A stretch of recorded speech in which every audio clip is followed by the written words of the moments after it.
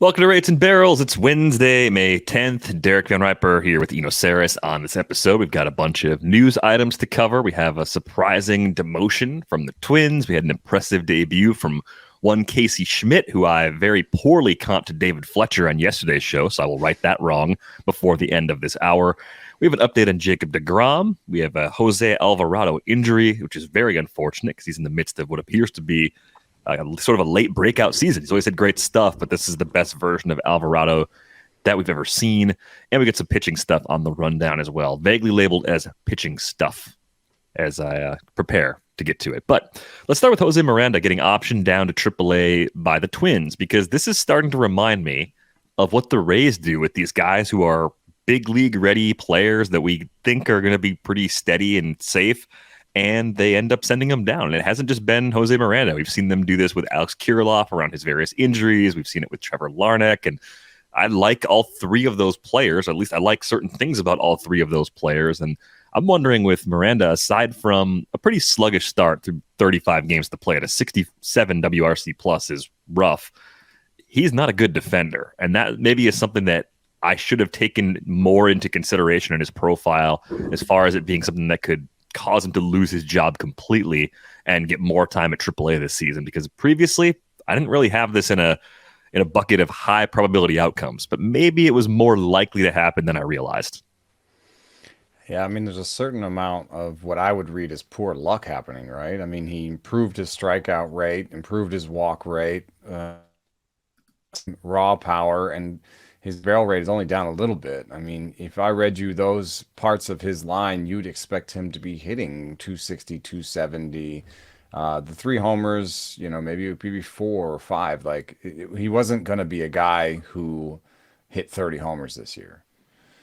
And so he's not really that far off, except that I guess the doubles have disappeared. Something's disappeared. And yes, he didn't have that baseline of good defense. So kind of hard to fit him in if this is how quickly they pulled the trigger on changing him out, right? It's like, once you decide that his offense is not good enough for that poor defense, where is the corresponding move when he comes back? I mean, other than injury, it looks like you're starting Kirilloff at first, Polanco at second, Correa at short, and who's getting the starts at third now that Miranda's gone? Some combination of probably Willie Castro and Kyle Farmer, I think, was the corresponding move coming off the IL. And I don't know, maybe occasionally Donovan Solano. I see him on the depth chart over at RotoWire as an option at third base. But if those are your options to replace him, seems like that he could come doesn't back seem up like you're then. getting a lot better. But the problem is, if you just care about the defense, then is that going to get better in the short time in the minors? Yeah, that's more of a long-term sort of overhaul. And I wonder if Jose Miranda ends up being a player that the Twins are going to trade over the course of the summer, just because they're going to need some other upgrades on this roster if they want to win the AL Central and do damage in the postseason. I think as a big league ready bat, he'd be appealing to a lot of other teams. But is it unlike the profile of Miguel Andujar a few years ago, when Andujar had that Oh first breakthrough no. season with the Yankees, and then because of his defense and an injury, he had a major injury that also derailed him. It was a shoulder injury, if I remember correctly. It's been just an up and down battle for him to get playing time in the year since, even going to other organizations. I hope we're not going all the way down there, but this isn't totally unlike that, even though there are things in Andujar's profile that I've always liked. So I'm trying not to repeat my own mistakes and wondering if there's a cautionary tale there. Yeah, can we get them a third baseman? Does Eduardo Julian's defense play at third? I don't think so. He's been at second for so long in the minors. Can we get them one from another team? Josh Donaldson's probably available. Josh Donaldson again. The White Sox are about to tear things down. Juan Moncada is he's got a year left and then a 2025 club option. That might cost a little bit, but Miranda might be an appropriate trade for that. You actually get 3 years, possibly, or 2.5 years, possibly, from a third baseman that will give you a good baseline of defense and really alternates league average or worse years with good years at the plate. So a bit of a dice roll there, but I think Juan Moncada could be had. I'm not seeing a lot of other third basemen unless the Cubs want to do something other than Patrick Wisdom, but they're winning. The Marlins with John Segura might want to re-rack that one. That wouldn't cost them much, but I don't know how much of an improvement that would be over their current situation. Yeah, I don't think that necessarily helps them. What about Jamer Candelario? Is he an Who upgrade has defensively? not bounced back that we wanted, the way we wanted. Defensively, I think he's fine at third. Right now, he's 36% worse than league average. There's some poor luck there. The BABIP is down, but the barrel rate is the second worst of his career. It wouldn't cost him much. I think he signed a 1-year deal. If they could send over like a relief prospect or something, probably. The weird thing with Candelario, when you look at his defense, at least by outs above average year over year, like this year he's in the 94th percentile. Last year he was in the 8th percentile. He's been in the 38th percentile back in 2021. He was in the 82nd percentile back in 2019. Defensive statistics are hard. Yeah, so I don't know if that's solving your problem either, if you're the Twins. But it is surprising to see that Willie Castro and Kyle Farmer appear to be at least the short-term options. And maybe the Twins are willing to sacrifice the defense once the bat gets going again, right? If Miranda spends a couple of weeks at St. Paul, starts hitting again and comes back and hits like he did last year, then maybe we're having a completely different conversation 2 or 3 weeks from now. So simple question here, is he a hold? Is he good enough? Did he show enough last year where you're waiting this out for however long it takes for him to get the opportunity again? Or is he an unfortunate cut as someone you probably drafted around that pick 150 range back in March? I have no shares. I might answer the question for you, but I think in 15. No, I think I'd move on. I think you have to. The It's upside is unfortunate. just not great enough. I mean, look at the rest of the season projections: 260, 12 to 14 homers. I think you can. The only caveat I had is we just tried to find him a third baseman in the league, and so third basemen are a little bit more scarce. I, in my main, have Ryan McMahon and Brandon Drury, and thought I'd handle the position, but find myself, at least in some half weeks, not wanting to start either. So if you are stuck in that situation, I still think you got to leave him alone and try to sniff the air and maybe catch him, again on waivers before he comes back. Yeah, you always got a shot at getting a player back if you cut him loose and they get called up a few weeks later. Like if he does have, there's not going to be a Fabapalooza if Juan Miranda's back. You could Wouldn't probably think get so. him again for 12 to 15 bucks, which is, I'm talking like 1 to 2% maybe. Yeah, hopefully a nice small bid. But I think the numbers that you see in the projection for Miranda are probably more reflective of the upside of Casey Schmitt than I implied yesterday. I think I comped him to David Fletcher more because of the concern that he'd be kind of empty power-wise from what he did in the upper levels of the minor leagues. Really he hits the ball harder though. than Fletcher because everybody does. Yeah, right. And he's had some years. I mean, in 2022 he had 21 homers, spread out across 3 levels. So I don't know what's going on there. It looks like this year maybe he tried to sacrifice the power for contact. I don't know exactly what's going on. The ground ball rate is through the roof.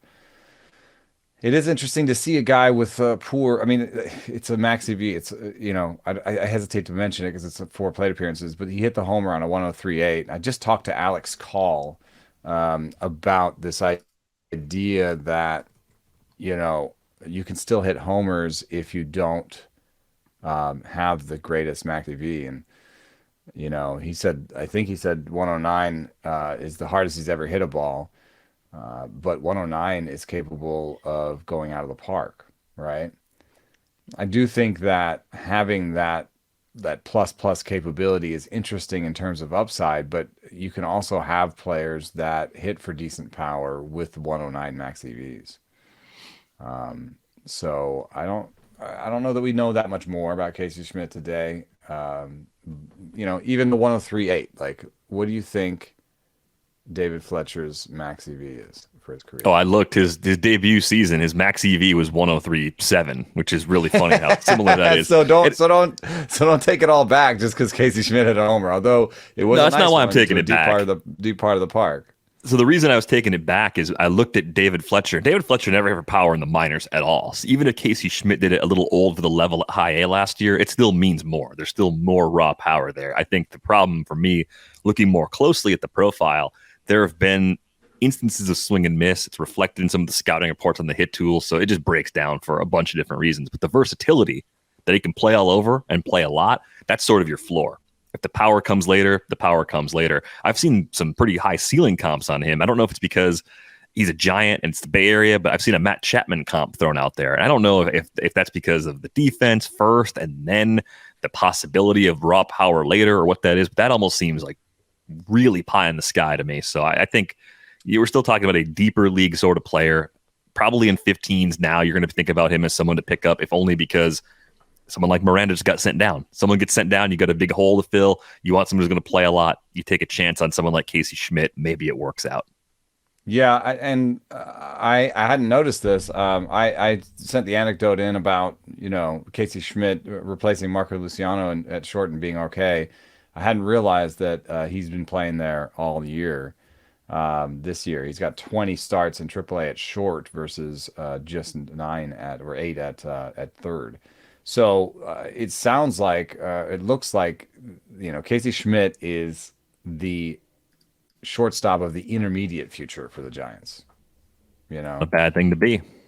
But that means his fate is tied to Brandon Crawford's, and I did see Brandon Crawford had a little gaggle in front of his locker. So he told people in that gaggle that he's hoping to return this weekend. He was being questioned by reporters and not followed by geese. I'm glad you clarified that. Like, why are the geese following Brandon Crawford? Does he got bread in his pockets? The scrum, sorry. So I don't know. I mean, he may be back down again pretty soon if Crawford's coming back.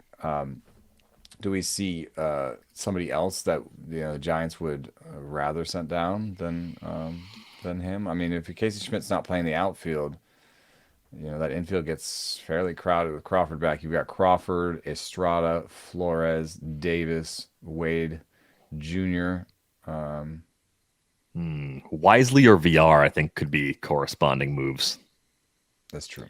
Who do you like better between Wisely and VR? I saw Wisely make a few nice defensive plays in that series against the Brewers, but I don't know if I see enough there offensively. I thought VR was going to hit because kind of the opposite of Schmitt, where he got a lot of time in the upper levels of the minor leagues. He showed power. David VR hit for pretty big power at AA and AAA. And relatively speaking, especially Sacramento, even though it's in the PCL, is not one of those offensively charged environments. So I was able to look at those numbers and tell myself the story that it might actually be more meaningful because of where he was doing it. And even their AA affiliate, Richmond, for a long time is one of the more pitcher-friendly environments. So just to see 20-plus home run power in less than full minor league seasons from VR made me think this could actually work out. So far, it really hasn't. It's a 202, 301, 409 line with 13 homers and 279 plate appearances. The power has translated, but the rest of the offensive profile is lacking. Yeah, I have a feeling that he's got a hole. He's got these worrisome fly ball rates that are very high. And now that I'm looking at his contact rate, you can see he does so by targeting the high pitch, but he has awful contact rates on low pitches.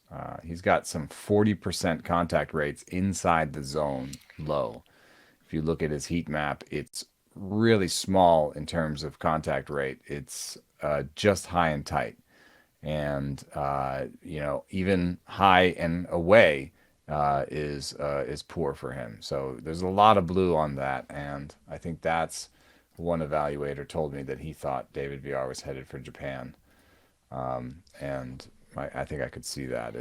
I think the combination of hit tool and the type of swing that he has, the type of approach that he has is too exploitable. I mean, that's what we're seeing.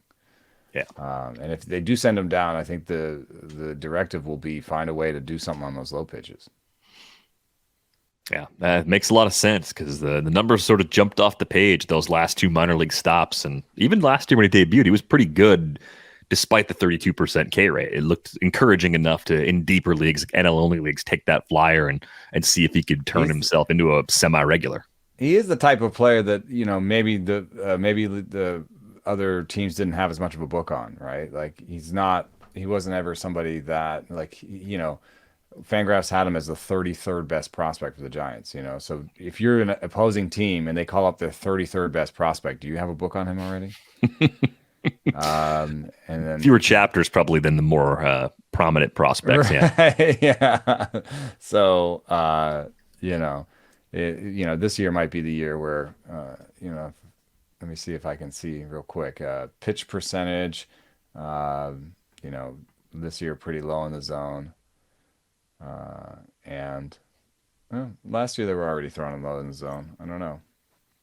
Maybe he just something's not right for him. But yeah, I don't have that much hope for him.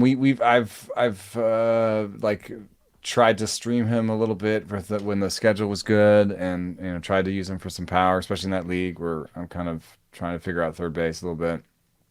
But I'm not in. Wisely has something that the Giants do need, which is the ability to play center field. And so I bet you he stays up, even though he doesn't even have a team prospect rank. And he's another one of these, like, could be better than than scouts said he was. Does have good patience and contact ability. The power is a big question mark, and the patience hasn't ported over yet to the big leagues. So if you were betting today on the player that gets more big league playing time in the long run or generates more WAR in the long run, would you bet on Wisely or would you bet on VR? I think Wisely, just because the Giants' usage. Let's say Crawford comes back and Schmitt survives, and VR goes down. Oh, but see, you said WAR. Schmitt could have outstanding defense, backing up Crawford at short and replacing Davis late in games, or pushing Davis to first, or even playing second. Right? Yeah, I think Whereas it's Wisely. Wisely plays center when Yastrzemski is hurt and they're facing a righty, because Slater plays against all lefties, mostly in center. I think it's Wisely. There's about a 5% difference in strikeout rate at AA when you compare them. Wisely's a little bit younger than VR is right now. Playing up the middle is enough to help gain that same sort of defensive value, Wisely's and you might be good at lefty. it. Could end up on the big side of That's enough to platoon. switch it for me. So maybe a guy that I should have been more interested in when the Giants acquired him, but interesting to see him getting a chance along with Casey Schmitt right now. We got some pitching injury news to follow up on. Jacob deGrom. So many injuries. So deGrom maybe 2 to 3 weeks away from a return, which seems like a very positive outcome. And then it just leads you to the inevitable question of, okay, so let's say he's back in 2 to 3 weeks. Fixed now? Is he good for the rest of the season? Is he good for a month? Is he good for 2 starts? Like we don't know. But this is the maddening thing about this season. The Jacob deGrom pattern has been so frustrating for the last 3 seasons now. We'll count this as the 3rd season, 2021, 2022, 2023, all dealing with injuries like this. You knew what you were signing up for. Is there any reason to keep hope that he'll hit a point where he just gets past this without having some kind of surgery? Like elbow, shoulder, forearm, whatever. It's so frustrating because he's so good on a per inning basis when we see him. He's really trying to avoid that. I mean, you knew he already had TJ, right? So, yeah, back in college, yeah. Yeah, so having TJ that early does have ramifications for the length of your career in terms of just what the statistics say. So I don't know. I would just love to see what he could do sitting 95. I mean, I would love to have him try that. 95 with an 88 mile an hour slider. I have a feeling still be really good. Might give up a couple runs and might, drop some F bombs, but I have a feeling that he would get more innings out of himself. But, I think there's a larger question here, which is, we are in the midst of, I don't know, what looks to be one of the worst injury seasons ever for pitching. When Britt and I did that story with Will Salmon, it was the most starting pitcher injuries and tied for the most pitching injuries at that point in the season. And we've only gathered steam since, I feel like. You have a list here that's just awful. I'm trying to look at the list and figure out where May 1 is because that's Oh, where yeah, that's where we yeah. stopped. That's where we stopped counting. But I think it might be somewhere around Robbie Ray. So Yeah.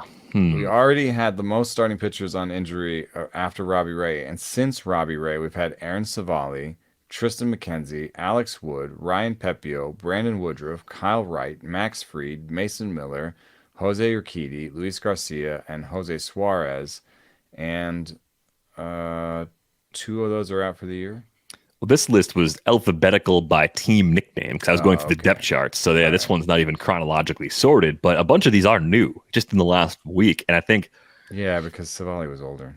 I remember the chart you had in that story and how, there were some other years that were within reach. You could look at it and say, okay, that's probably within like a one standard deviation of a normal season still. So we're not just going to like ring every alarm bell and you know, stop the pitch clock now, just shut it down. It wasn't at that level. But I think what's surprising me is when you go through this list that I put together, it is a lot of longer term injuries. It's not just, I strained the hamstring, I'm going to miss a couple turns, we're going to play it safe. It's 6 week injuries and up, right? It's a lot of forearms, elbows, shoulders, lats, all sorts of things. It started back in spring training. It doesn't seem like it's accelerating yet. It just seems like it's not slowing down at all. Like it wasn't a blip. It wasn't an early season. All the guys that were going to break broke, and now we're going to settle in. It's no guys are going to keep breaking. It goes back to what we've said before, though. This isn't new, and I'm not blaming this on the pitch clock because I don't think we can blame it on the pitch clock. There's just not enough information yet. It's too early to do that.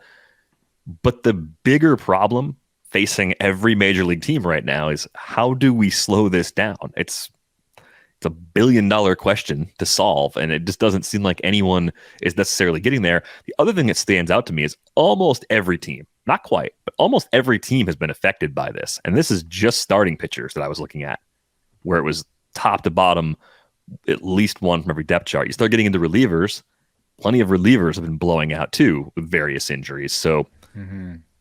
it's really troubling, and it doesn't seem like our hypothesis about the pitch clock was maybe guys will take a little off, right? Yeah, but that's like That's not happening. I mean, I think the thing is that could still be that's still on the table for a second order, second order result. Right, effect and a way of correcting, saying, "Hey, look, we're down way too many guys." So Or just as a pitcher yourself, just being like, I can't handle this, and I tried to just do what I did before, and I just spent the year on the injured list, you know. And so next year I want to be healthy, so I'm going to try and train a little bit differently. So it's not something that'll happen right away. I still have some hope that it will happen, but not much evidence that it will happen, and that's because Gas Man gets paid. But also like, what do we do? What do we do now in this new reality, if it is a new reality in our leagues? And I think there's two ways to go, right?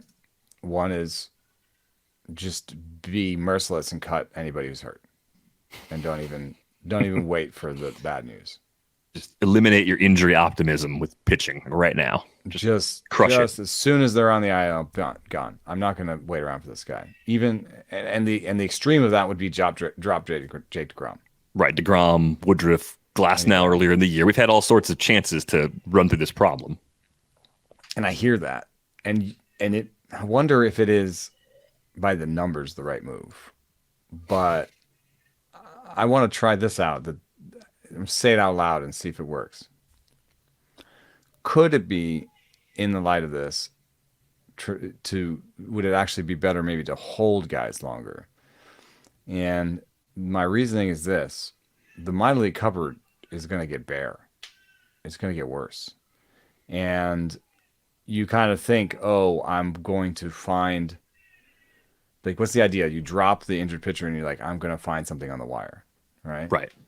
But what happens to the wire over time is just that it's going to get worse because you're losing supply, right?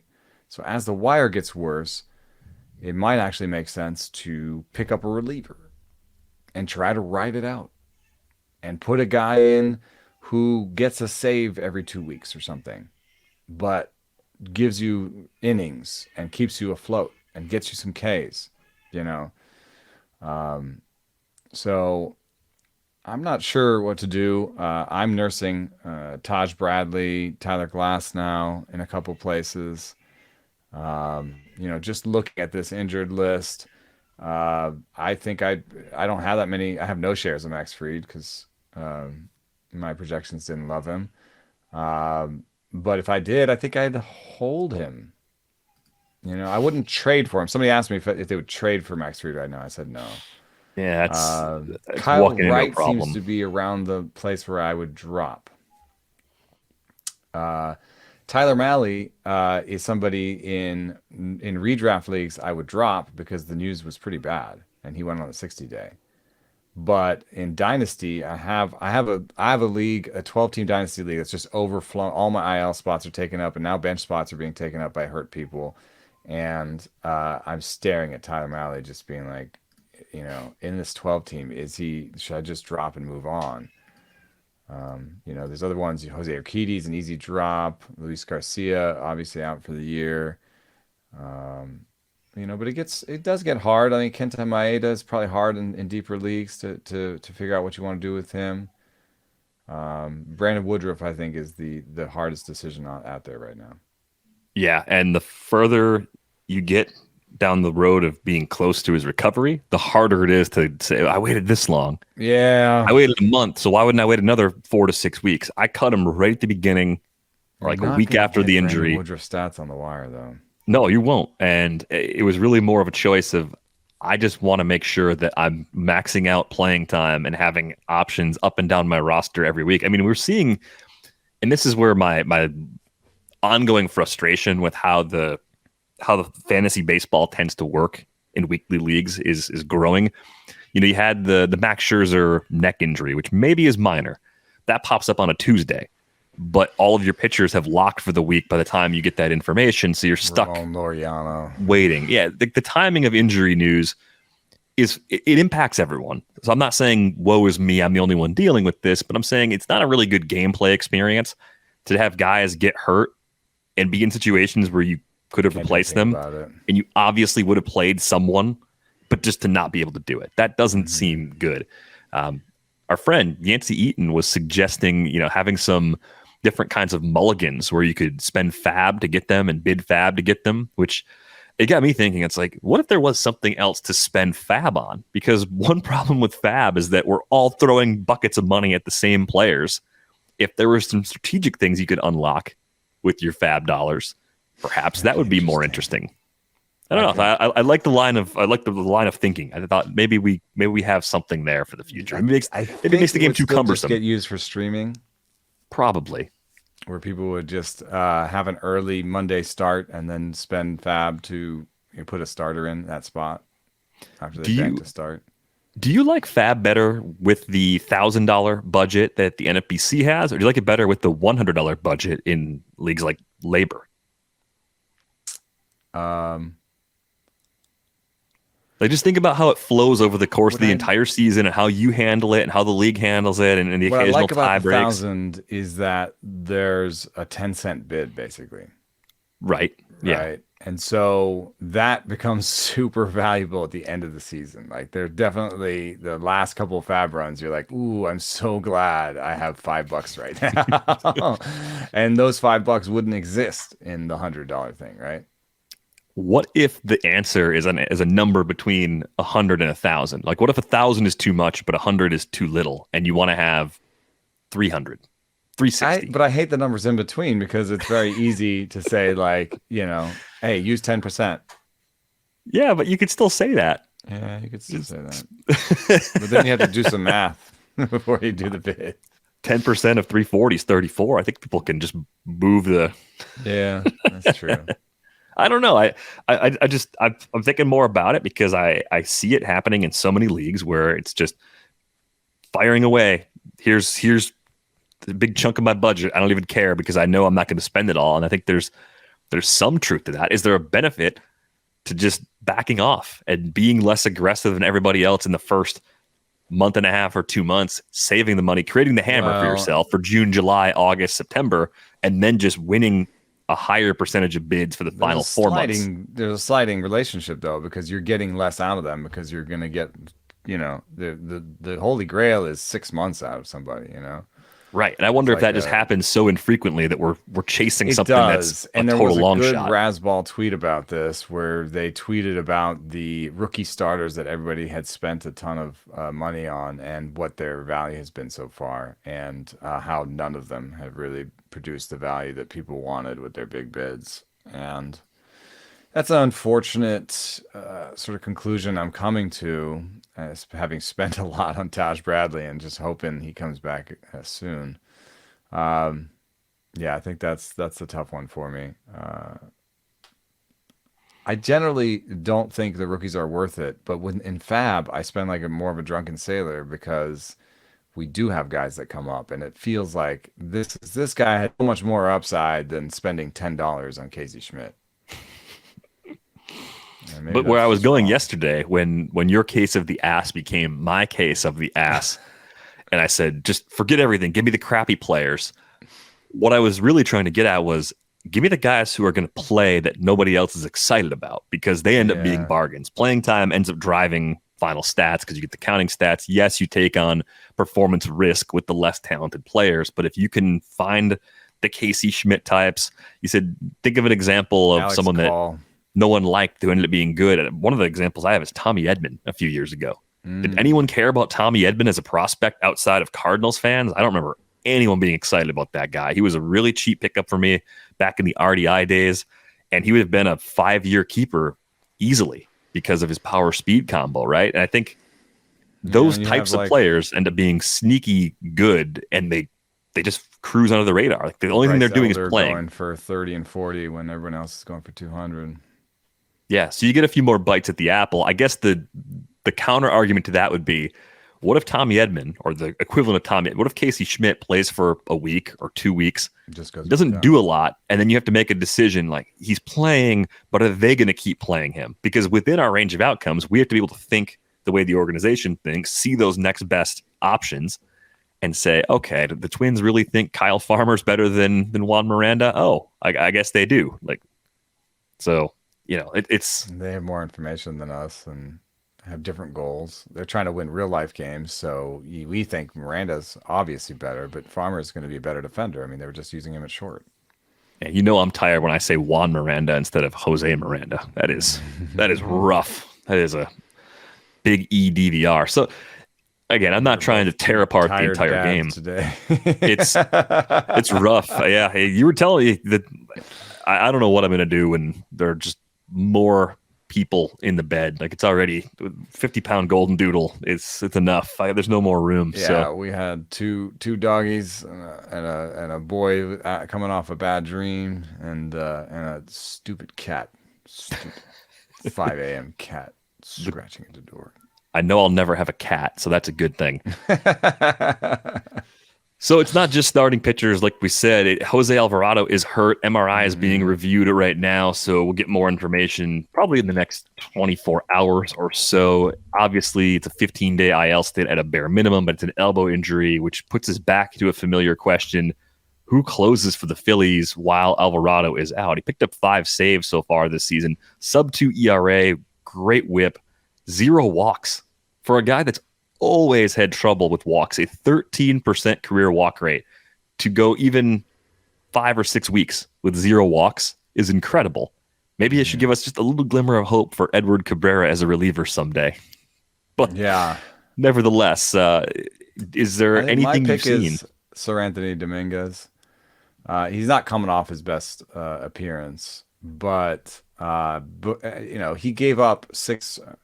He gave up 4 earned runs in his first appearance with no outs, and then 4 days later, or 4 appearances later, gave up 3 earned runs in 1 inning, and all of his other appearances put together 1 earned run. And the model likes him, and he's gotten holds. And they're not using Craig Kimbrell at all. 762 ERA, 162 whip this season for Kimbrel. And I know the model still says he's good, and maybe with time he can figure it out. That's the worst thing about being a reliever is, you're like Sir Anthony Dominguez. You take away his first start, I can do that math real quick. But you take away his first start, and everything looks different. Let's say the season started on April 3rd. He has a 2.51 ERA with 15 strikeouts in 14 and a third innings and 5 holds. He's the guy. Yeah, Kimbrel had, I think, one rough outing back on April 1st, and the Dodgers got to him twice. And that's what really sort of sent everything sideways. 6 earned runs in just 1 inning over 2 appearances against his former club. That'll mess up the ratios pretty bad when you're talking about 13 innings total. Yeah, exactly. I mean, Smoltz talked about it where, he's like, as a starter, it was easier to overcome a bad start just in terms of numbers and bulk and sample. He said, the one thing I hated about being a reliever was, you could spend a month trying to undo a bad outing as a reliever. It's a So, long road to recovery. I think I'm with you on Dominguez, given the recent form for Kimbrel. It's been such a up and down battle. If we knew that Jose Alvarado was even capable of improving his control half as much as he did, he would have been the hands down favorite from the very beginning. But that was a skills change that I didn't see coming. Maybe other people somehow saw it, but why would that happen now after so much time? I think that's a really interesting development, and I wanted to see what would happen over a larger volume of innings. Was that going to hold? Was it going to be the reliever equivalent of Robbie Ray cutting his walk rate a few years ago? This does happen sometimes. It's hard to buy into it until you see it for really like a full season for guys that have 4 and 5 years of who's this you're talking walk about? troubles. Alvarado. Oh, yeah. Yeah.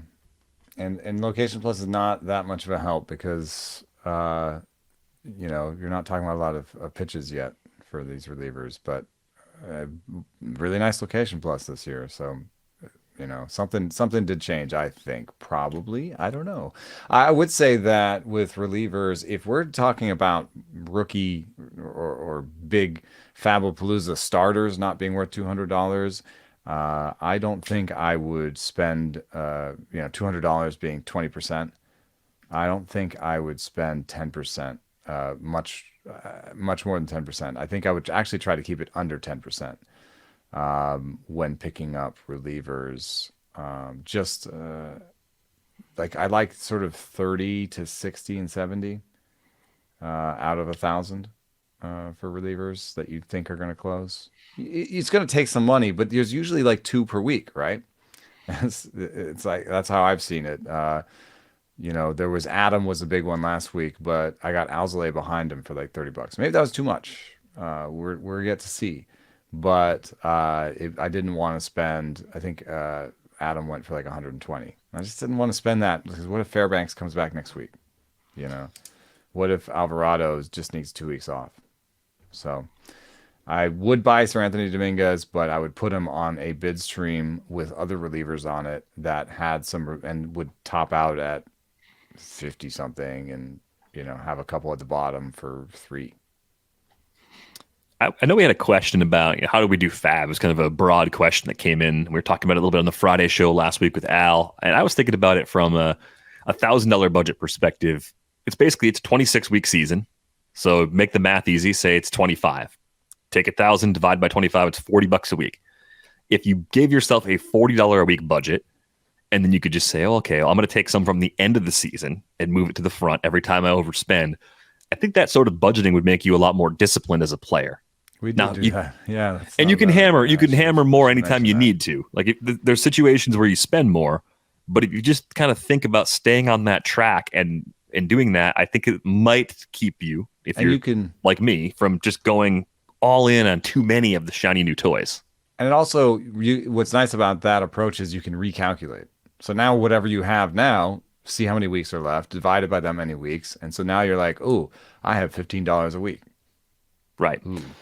The other consideration. Then if you keep it in your pants for a week, and you're like, I got it back up to 18. Just keep the wallet in your pants pocket, in the purse, wherever you like to keep your money. Just keep it in there. That's fine.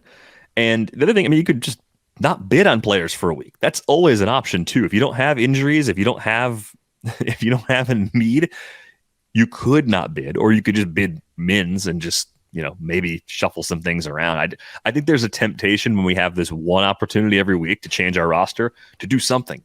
And sometimes doing nothing is better than doing something. Reminds me of a little bit is what the Cardinals are doing. Let's do something. We can't sit still. We can't just wait for regression. Let's do something. Trying to stir up. Yeah, it doesn't work that way. It just does not work that way. Well, haven't the Cardinals won a couple games? I was so annoyed when I saw that. 3 in a row. 3 in a row. 3 in a row. You did something. Congratulations. It was all Wilson Contreras. Apologies. He was the problem. No, it's like you look at the line from last night. Jack Flaherty pitched last night. Hey, he went 5. He gave up 3 earned on 7 hits and walked 5, only struck out 3 and gave up a home run. He's given up a homer. Not any better pitching wise. They just scored runs. Same exact dude. Didn't want to answer questions about his velocity being down after the game, which, look, I can respect that as a pitcher, what your velocity being down means. It either means you're hurt, your mechanics are out of whack, something's wrong if your velocity's down. So to have the reporters, to have the gaggle show up at your locker and ask you questions about it, that could make you upset. I understand that. That being said, that's kind of your job. Part of your job is to answer those questions. And also, don't berate them for not understanding pitching. The only way people are going to understand is they ask you, the person doing it, questions. That's the only way to get more information. How are you feeling? What's going on? Tell us why this is happening, because we don't understand, Jack. He could have said, that's why we're asking you questions. We're trying to understand. And he could have said all the same things he said with a totally different twinge on it if he just said, it's just all part of trying to get through a game. Sometimes it's up, sometimes it's down. Sometimes it's about getting through the inning. Sometimes it's about, saving bullets. Sometimes it's about, throwing harder to get a guy out. Right. Tone is a big deal there. That was that so hard? Yeah. You read the transcript and you're like, okay. And then you hear it and you're like, oh, okay, that's a little different.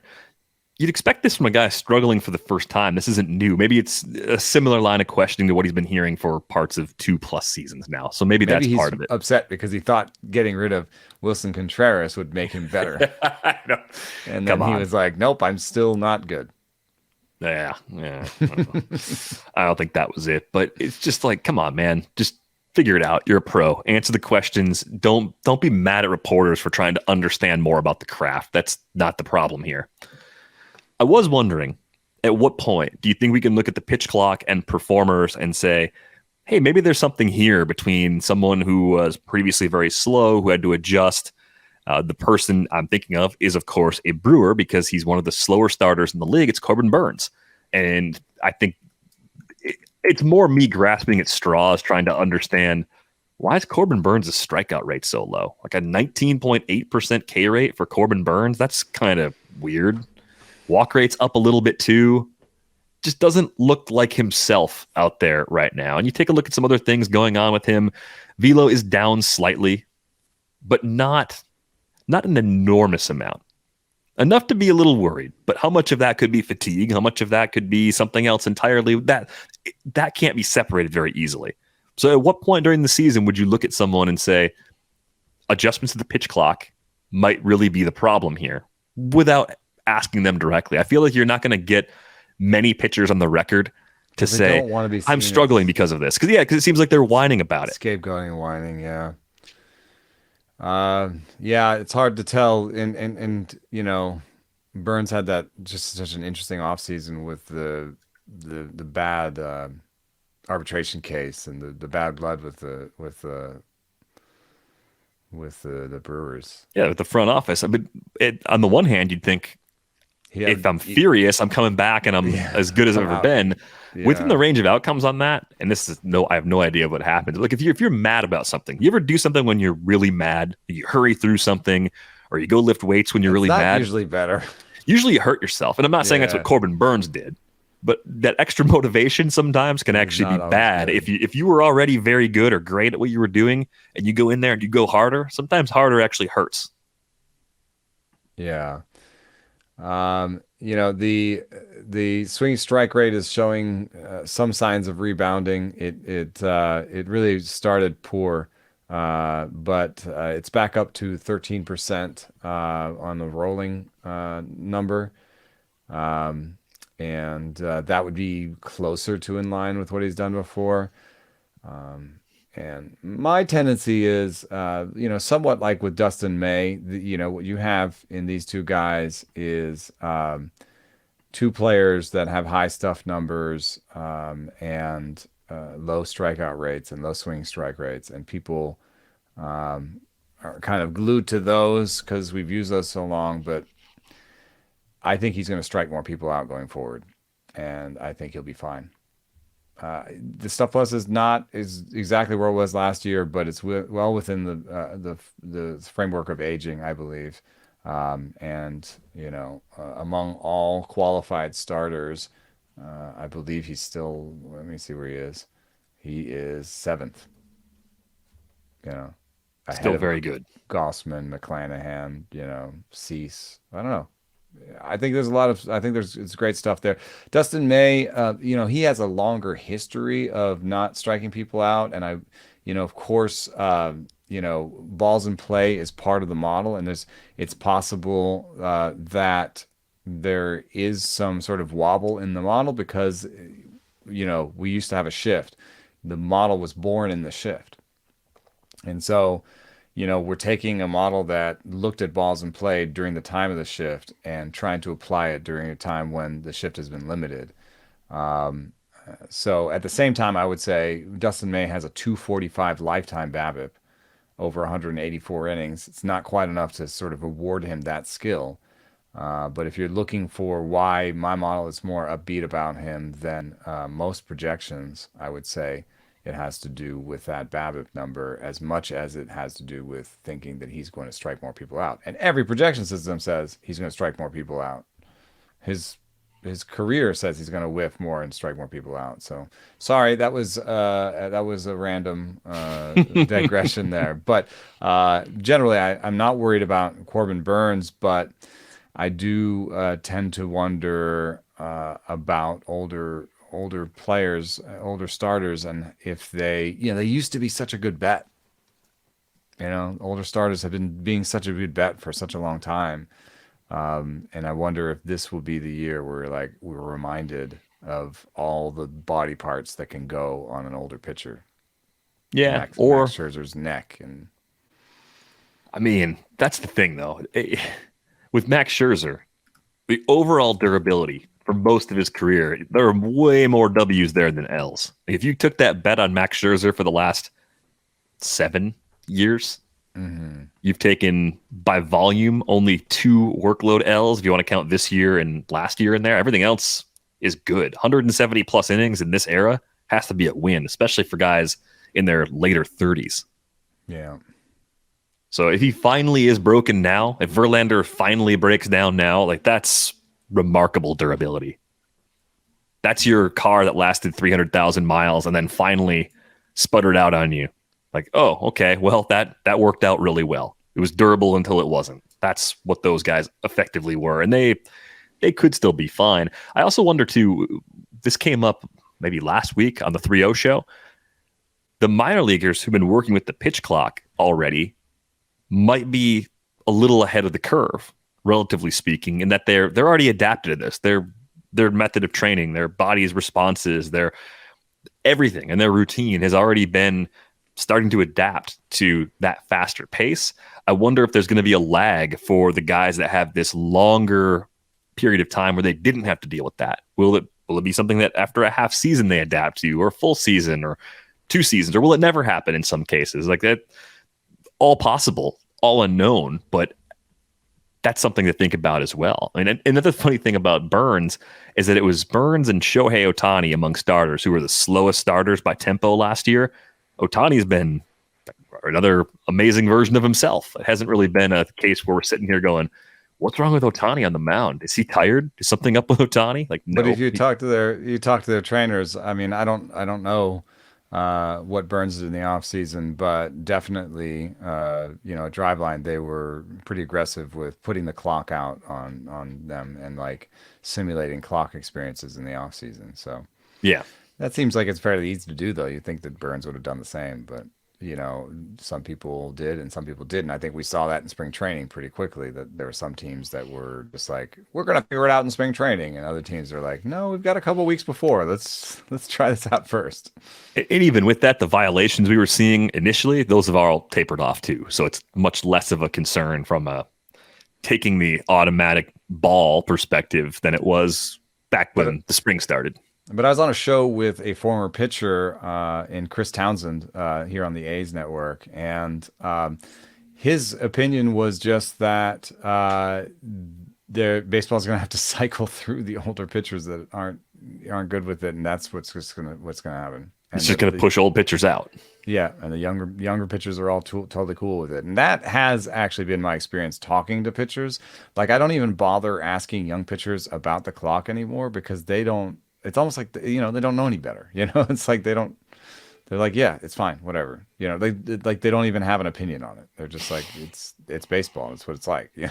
So I think we're gonna get to people that are like that. The weird thing is that they're not throwing any softer, the younger kids. No, they're not holding anything back. So let's take something off to stay healthy. That they're not testing that hypothesis for us yet. No. And will we just have more careers that burn bright and shorter?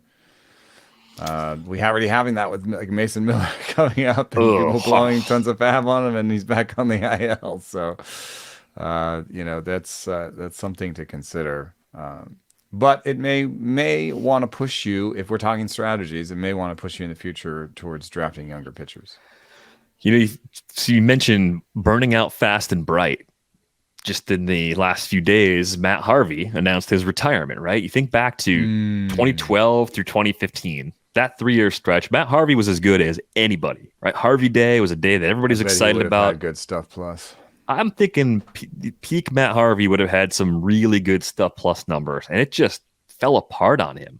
It was one of the faster declines from elite top end dominant pitcher seasons.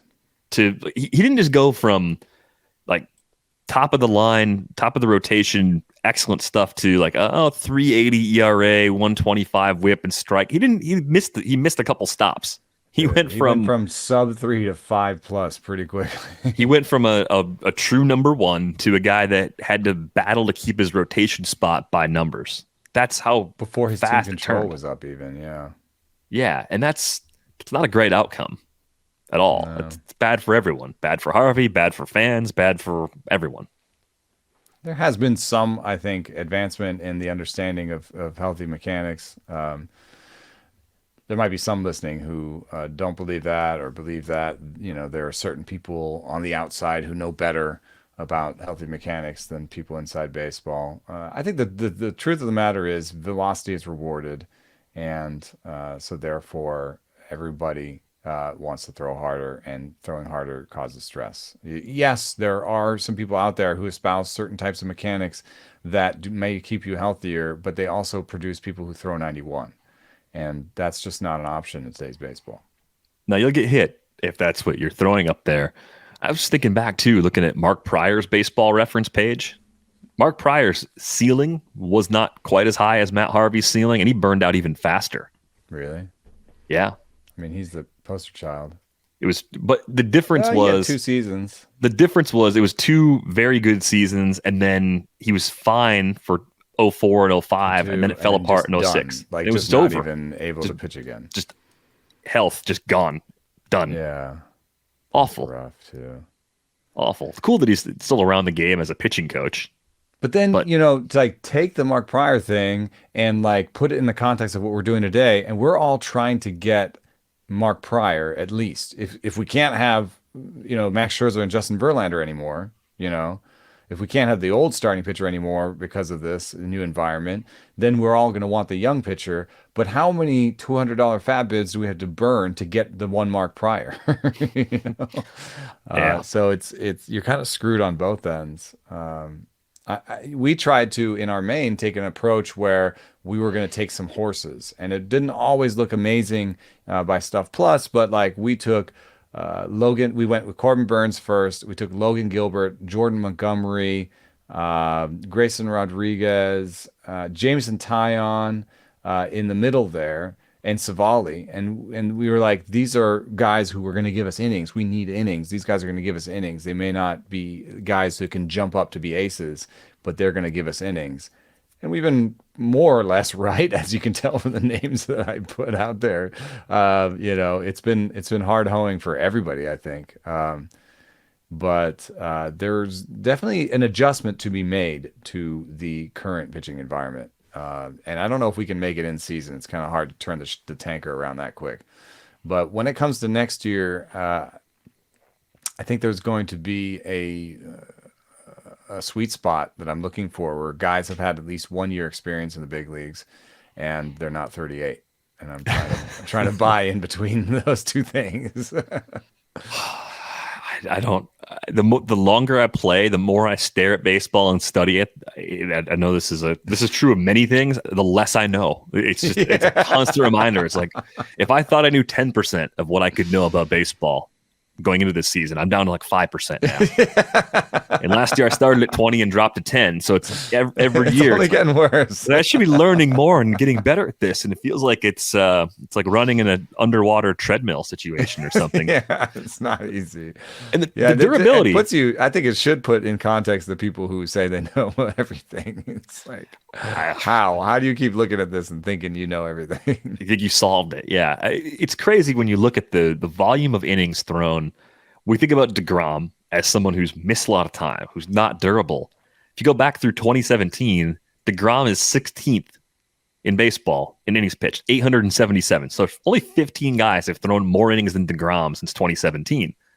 And that's wild. Garrett Cole, number 1. Aaron Nola, yeah, he's a horse.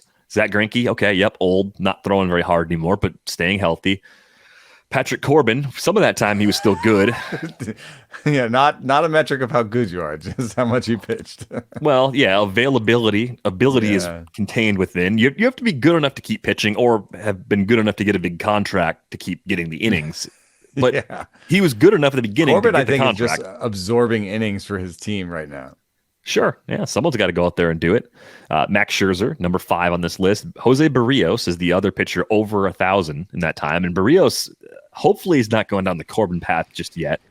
German Marquez doing it almost entirely, I think, in Colorado. So, kind of unfortunate. No one noticed. That durability has been wasted. Kyle Gibson, Lance Lynn, Charlie Morton, Kevin Gossman, Zach Wheeler, Luis Castillo, Robbie Ray, Yu Darvish, and then deGrom. And the overwhelming majority of those guys got big contracts or will get a big contract. I don't think Aaron Nola's really had his. So innings are actually sort of rewarded, Yeah, they are, but it's more just like staying healthy enough to get to the big contract. If young pitchers are just blowing out and falling apart before they can even get to the free agency phase, there's a lesson to be learned there maybe for a young pitcher. It's like, I got to put up some innings too. It can't just be the gas. Well, that's the problem that you said Matthew Liberatore once said he had to take development into his own hands. I mean, this is true of all pitchers, but you got to figure something out with health. You have to find a way to get from point A to point B because nobody inside the game has solved it yet. Like, there was a mailbag question about what teams are good at avoiding injuries, and is this something the Rays are bad at? We've talked about it from the context of the Rays are just willing to embrace the already injured players. They see players that come cheaper via trade than they should, or players who are more available as scrap heap type free agents. And they just say, fine, let's just see what happens. And that's ultimately going to lead to a lot of time on the IL. We could look at a multi-year study and say, oh, who actually avoided the IL? But I think you'd also want to know, like, you got to compare apples to apples. You'd have to account for velocity. You have to account for, sitting versus max velocity, that differential. You'd have to account for how he was used, how many innings, how many pitches he's throwing. And then you really want to account for how many high stress pitches he was throwing. And then you want to account for maybe how many high velocity breaking balls was he throwing, and how many 0-2 counts was he in, and that sort of stuff. So it becomes really hard. That's the one thing that sort of came to me when we did this piece about the pitch clock is, yes, the pitch clock might be having some effect, but it's so complicated. There's so many other things that go into it. Like, velocity is up again, always. It's always up. It's up for 33-year-olds. It's up third time through the order. It's up for everybody, and that's a main source of stress. So, if injuries are going like this in velocity, it's also going like this.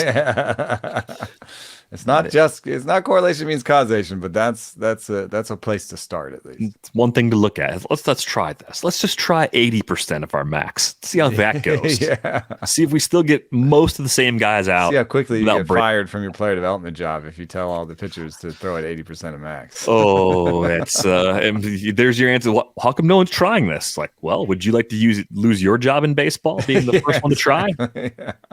It does seem like a thing that a team could I don't know. It'll be a smaller market team with less pressure. Some team that can get away with these types of things.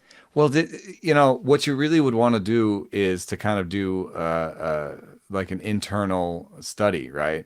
Where in order to do a study right, what do you have to do? You have to have like the test bit, the control bit, and like you have willing participants. You have to be able to sign up. Well, but see, in baseball, you could be like, well, they're willing participants because they're in my organization.